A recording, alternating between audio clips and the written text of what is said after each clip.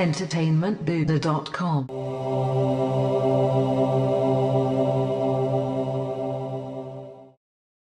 Hey now, sci-fi fans, Matt Haywood here from entertainmentbuddha.com to review Annihilation, or what I like to call the film with a hard name to spell. There will be no spoilers present in this review.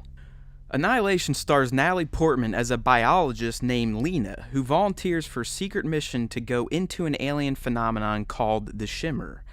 She does this after her husband returns from his own mission in the Shimmer and clearly isn't himself.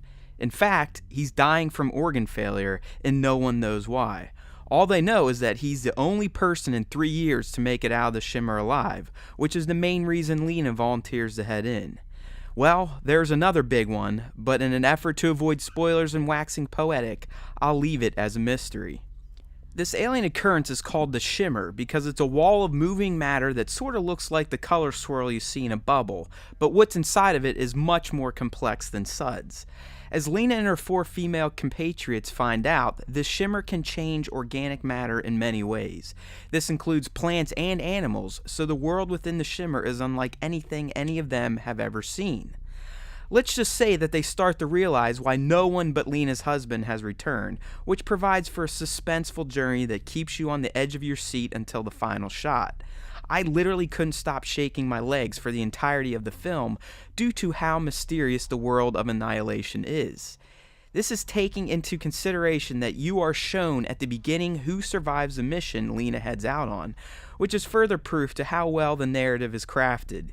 Even with some endgame knowledge in hand, I still was pining away to see just how Lena ends up where she is when we first meet her. Your mind starts to wonder and piece together hints from the world, so like Lena and her compatriots, you're in a constant state of bewilderment at what is happening around you. In terms of plot, I really can't reveal anything further without giving away key story beats, but I can tell you that the world of Annihilation is a visual treat. What the Shimmer does to our environment is something similar to what you'd see in an art museum. It's very colorful, but in a dreadful way. Imagine if when organic matter died, it exploded into technicolor sculptures of moldy-looking crystals. That's as good as I can do in trying to relate to some of the imagery that you come across in this film. Things get even more chaotically beautiful the closer Lena and her team gets to their goal, so the visuals change throughout the film to reflect their proximity to the source of the Shimmer, which is ultimately, again, the location they're headed towards. Sound design really comes into play too, as it's used strategically to amp up the already tense action. At times there will be no sound at all to drive home a point, while others you'll hear loud, disturbing synth tones that hint at something otherworldly. The production value of this movie is top-notch, no doubt about it, so it's quite pretty and interesting to look and listen to. Annihilation is no slouch in its production and cast, but it is one of those films that will affect people differently. This is thanks to its somewhat open ending and its flashbacks within a flashback narrative delivery. You're given parts of the ending at the beginning, while plot points that flesh out curiosities raised in the beginning don't get expanded upon until the ending. Hopefully that made sense. All you need to know is that this film doesn't follow a linear plot structure, so you will ultimately learn the full story over its runtime, but not in the order that makes the most sense for your brain.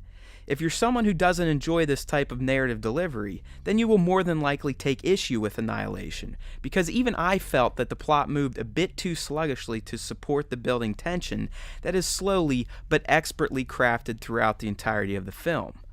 At times, I just wanted the action to pick up so more of the mystery could be revealed, but due to the various flashbacks and timelines you check in on, the pacing can get uneven, leaving you yearning for the payoff. In terms of the payoff, it's done in a style that will again not sit well with certain moviegoers. If you need tight and clean endings complete with a bow on top, you will be disappointed.